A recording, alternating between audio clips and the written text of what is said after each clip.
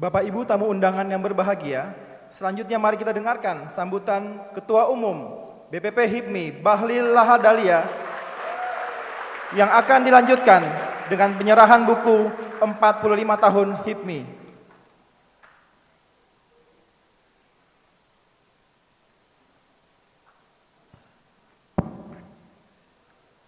Assalamualaikum warahmatullahi wabarakatuh. Waalaikumsalam. Salam sejahtera untuk kita sekalian. Yang sama-sama kita hormati, kita banggakan dan kita cintai Presiden Republik Indonesia, Bapak Jokowi. Hari ini kehadiran beliau berbeda dengan menghadiri tamu undangan yang lainnya. Sebab jarang sekali kita melihat bahwa Presiden memakai baju batik seragam untuk kepanitiaan. Saya melihat terus menerus, tetapi kehadiran Bapak Presiden dengan memakai batik HIPMI inilah wujud bentuk kecintaan Bapak Presiden kepada HIPMI, karena Bapak Presiden adalah kader HIPMI murni. Yang kami hormati Ketua DPR RI Bang Setia Novanto, ini mantan pimpinan saya dulu.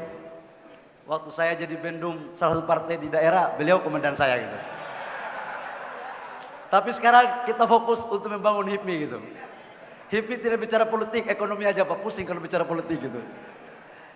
Yang kami hormati Menteri Kabinet Kerja yang sempat hadir, Bang Menko Perekonomian, Bang Darmin, Pak Seskap, Bang makasih banyak atas bantuannya.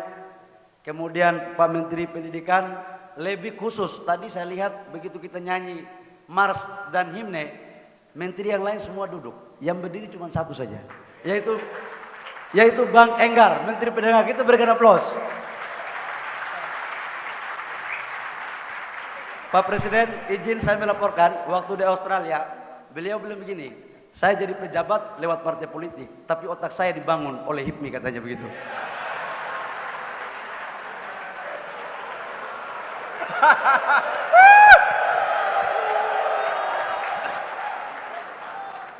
Ini tidak main-main, ini clear ini.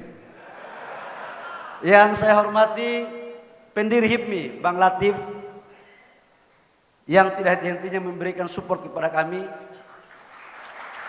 Yang kami hormati ketua-ketua umum terdahulu, dari Bang Agung Laksono, Bang Haryadi Sukamdhani, kemudian Bang Adi Tahir, dan seluruh senior-senior yang lain. Kang Idit, aduh lupa saya sebut nama, bahaya, golf saya bisa kalah ini kalau saya tidak sebut Kang Idit. Bang Andi Rukman, kemudian saya cintai adalah ketua umum yang melantik saya, Bapak Presiden. Saya ketua umum HIPMI Papua dulu, ada satu orang ketua umum BPP yang melantik saya di Papua, yang sekarang menjadi calon wakil gubernur, Sandiaga Uno. Tapi tadi udah bisik-bisik katanya Bapak Presiden. Dia bilang setelah ini saya harus melapor kepada Bapak Presiden karena itu senior kita, menganut pasal 1 katanya. Yang saya hormati, saya banggakan, saya cintai Sekjen, Bendahara Umum, dan seluruh pengurus BPP HIPMI, termasuk Ketua SC dan Ketua OC. Ketua-ketua umum BPD HIPMI se-Indonesia. Berdiri, silakan berdiri, coba berdiri. Bapak Presiden, mereka adalah pewaris tongkat estafet pelaku ekonomi daerah untuk 15-20 tahun ke depan. Undangan hadirin yang berbahagia, lebih khusus kepada adik-adik saya, HIPMI Perguruan Tinggi dan HIPMI Go to School yang saya cintai. Pertama-tama, marilah kita panjatkan puji syukur kita kepada Tuhan Yang Maha Kuasa atas limpahan rahmat kasih sayangnya lah, sehingga pada pagi hari ini kita dapat berkumpul di tempat ini dalam rangka mengikuti acara Rakernas.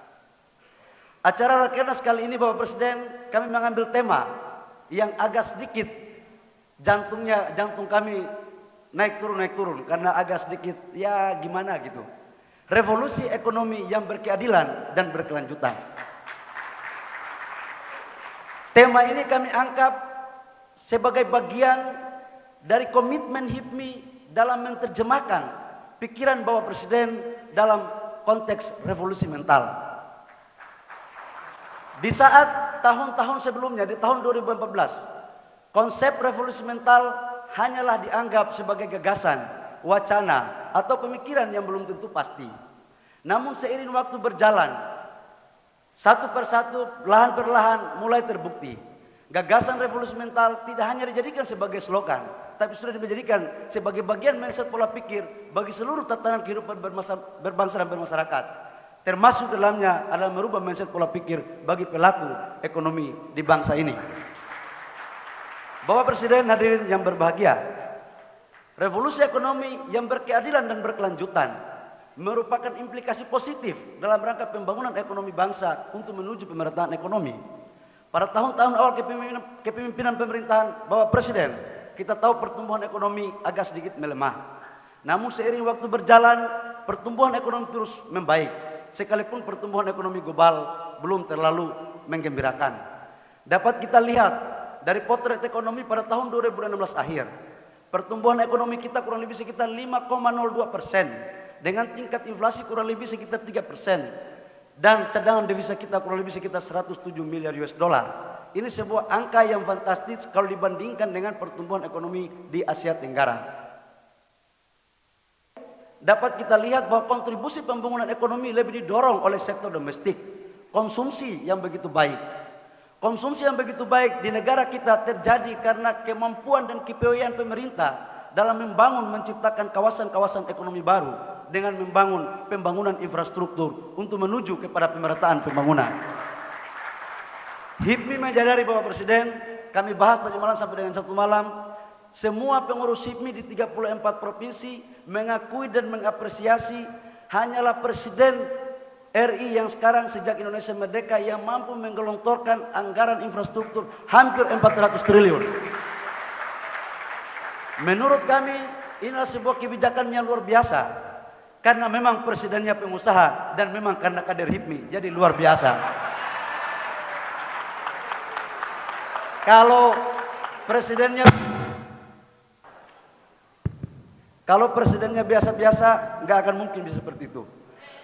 Bapak Presiden, hadirin yang berbahagia, namun di aspek yang lain perlu kami mengungkap data juga bahwa pertumbuhan ekonomi yang begitu baik, kita terjadi Gini rasio kita juga yang cukup tinggi, 0,4 kurang lebih. Dengan jumlah pengusaha kita baru kurang lebih sekitar 1,6%. Kalau kita memakai standar Bank Dunia harus 4%.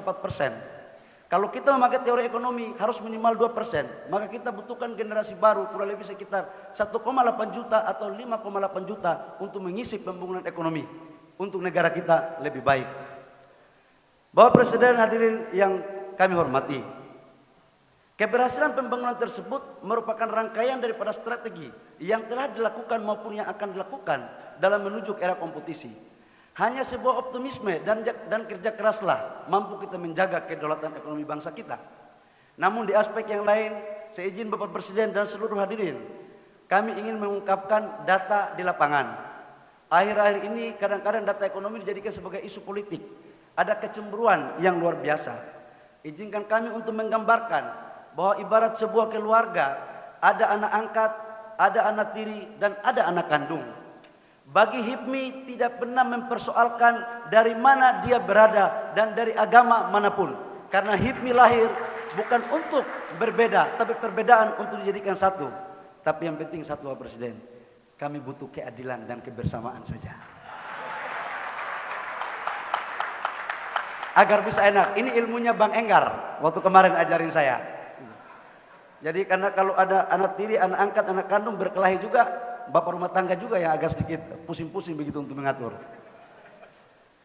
Terkait dengan hal tersebut, dalam perspektif pengembangan pembangunan bangsa pada tahun 98 kita tahu bahwa terjadi reformasi, melahirkan dua gagasan besar dalam tataran kehidupan berbangsa dan bernegara. Yang pertama aspek politik dan yang kedua aspek ekonomi.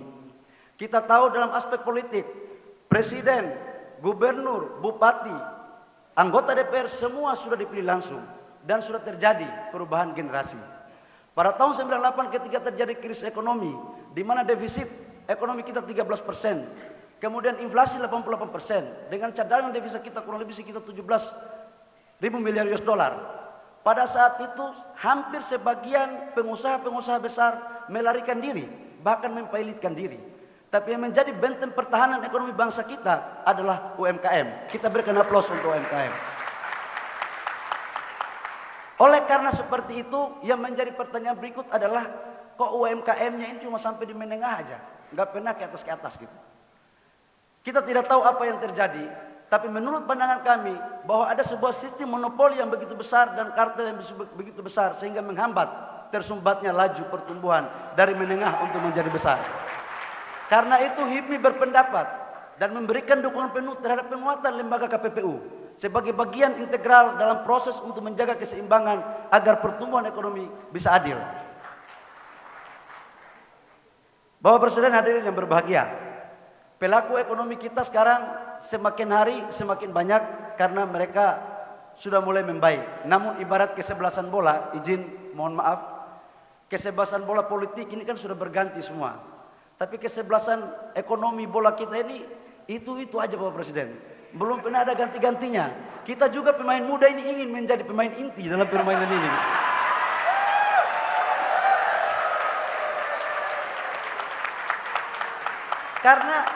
Karena yakinlah bahwa tongkat estafet pembangunan ekonomi hanya dapat dilakukan oleh anak muda. Karena anak muda adalah yang mampu melakukan gerakan perubahan. Karena tenaga senior kami mungkin sudah kurang, jadi perlu kami melakukan support begitu kira-kira. Kira-kira pikiran ini yang perlu kami sampaikan. Bapak Presiden, hadirin yang berbahagia, seminggu yang lalu saya baru balik dari Papua membuka Musda HIPMI Papua. Bapak Presiden, ada salam dari rakyat Papua untuk Bapak Presiden mengucapkan terima kasih terkait dengan kebijakan yang begitu luar biasa dalam membuat BBM satu harga. Saya anak Papua, mimpi aja nggak pernah Bapak Presiden. Harga solar di pegunungan bisa sampai dengan 100.000 lebih. Sekarang sudah sama dengan Jawa. Pikiran-pikiran besar inilah kemudian yang menurut kami bagian daripada revolusi ekonomi. Dibutuhkan komitmen yang kuat. Namun kami juga percaya kalau Papua yang begitu sulit saja bisa dibangun, apalagi mengangkat anak-anak muda untuk menjadi pengusaha yang luar biasa. Kami lebih yakin kepada Bapak Presiden. Kami yakin itu. Iya kan?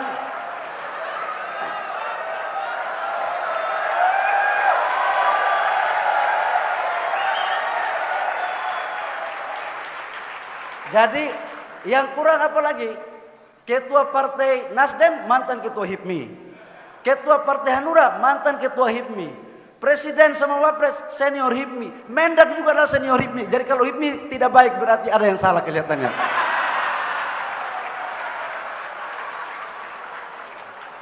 Bapak Presiden, hadirin yang berbahagia. Dalam konteks itulah kalau kita mampu membangun bersama-sama, maka saya yakin dan percaya apa yang menjadi gagasan besar nawacita pembangunan ekonomi dapat kita wujudkan dan menjadi tuan di negeri sendiri.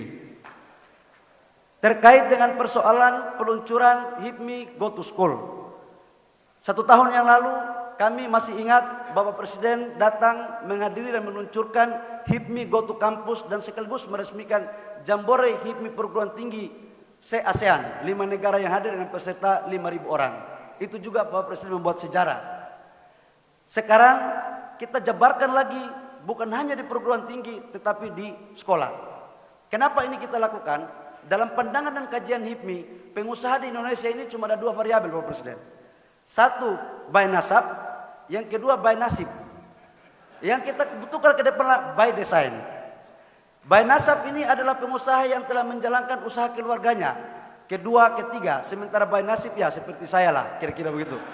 Kalau nasib saya tidak bagus mungkin masih sepatu miring juga di Papua gitu. Tapi yang kita butuhkan adalah by design. By design ini adalah perpaduan antara by nasab dan by nasib yang kemudian basisnya adalah di kampus dan sekolah. Kita harapkan dengan peluncuran HIPMI Go to School adalah merubah mindset pola pikir adik-adik kita dari tingkat SLTA dan SMK tidak hanya dididik untuk menjadi pekerja, tapi dididik untuk menjadi seorang entrepreneur.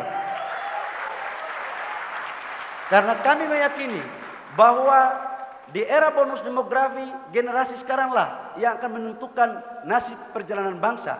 Tetapi akan salah kemudian kalau tidak letakkan pondasi yang baik. Kami pikir hanya itu mengakhiri sambutan saya pada pagi hari ini. Saya izin Bapak Presiden, dari seorang junior memohon kiranya dapat membuka acara Rakernas dan peluncuran HIPMI Go to School. Kami yakin bahwa di HIPMI mengenal asas 2 pasal. Izin kami bacakan. Pasal pertama adalah setiap perintah senior dan apapun yang diinginkan oleh senior wajib hukumnya untuk dijalankan dan diterjemahkan oleh junior. Senior tidak pernah bersalah. Pasal 2, apabila senior bersalah maka tinjau pasal 1. Saya takut dengan pasal itu Bapak Presiden, izin kalau memang ada pikiran-pikiran yang tadi saya dengar, kami mohon untuk perkembangan dan insyaallah bisa dieksekusi. Kalau salah, kami mohon maafkan. Demikian kurang lebihnya mohon maaf. Wabillahi taufiq wal hidayah. Wassalamualaikum warahmatullahi wabarakatuh. Shalom. Hidup Bebe. Hidup Bebe. Hidup Bebe. Untuk menyerahkan buku kepada Presiden Republik Indonesia dimohon mendampingi Ketua Umum BPP HIPMI, Bapak Abdul Latif. Kami persilakan, Bang Latif.